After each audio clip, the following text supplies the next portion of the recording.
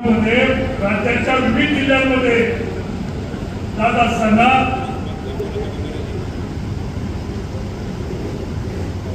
गेल्या 2 वर्षापासून राज्याच्या राज्यकर्त्यांमार्फत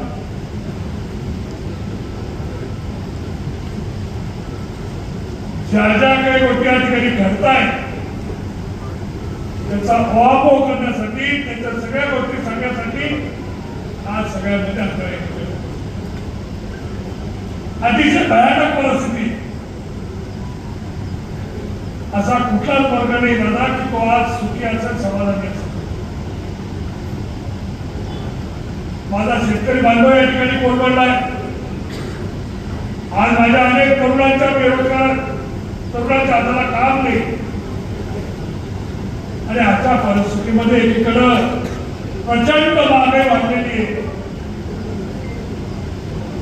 खताचे पीक बियाण्यांचे भाव प्रचंड करताना भिडलेले. तरुणांच्या हाताला कुठेही काम मिळत नाहीये.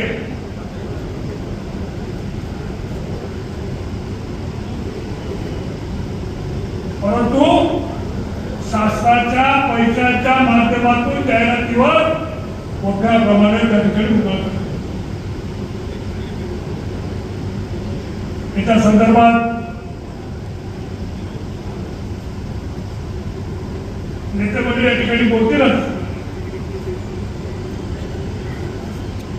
बापू तुम्ही तो उल्लेख केला. गेल्या 4 वर्षापासून 40 तालुक्यामध्ये जो काही कटाळ चाललाय, एकीकडे मोठ्या प्रमाणावर निधी आल्याचं सांगितलं जातं, परंतु त्याच्या कामाचा दाखला कुठेही दाखला जात नाही. दुसरीकडे प्रचंड मोठ्या प्रमाणात जाहिरात पैसे केल्या जाते. खरं जर परिस्थिती आपण 40 तालुक्यामध्ये पाहिली तर सध्या फक्त कुठला भूखंड शिल्लक आहे त्याची या ठिकाणी पाहणी. एकीकडे सांगितलं जातं तालुका बदलायचा आहे, पण हळूहळू आपले 7-12 बदलत चालले. काळजी करू नका. येणाऱ्या कालावधीमध्ये त्या सगळ्या गोष्टींचा वापर या ठिकाणी केला जाईल. कारण आता पुढचे 2 महिने या सगळ्या गोष्टींना आपल्या सगळ्यांना जागरूक करू. कुठल्याही भूलथापांना, कुठल्या आमिषांना बळी पडायचं नाहीये.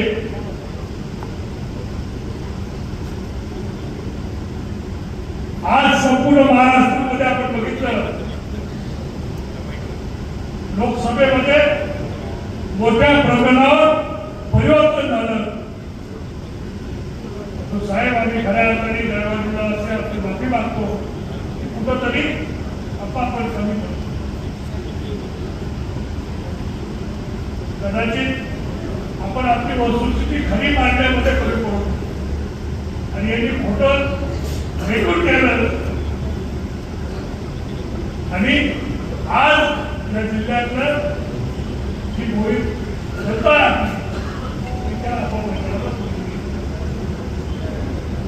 आणि म्हणून आपल्याला येणाऱ्या कालावधीमध्ये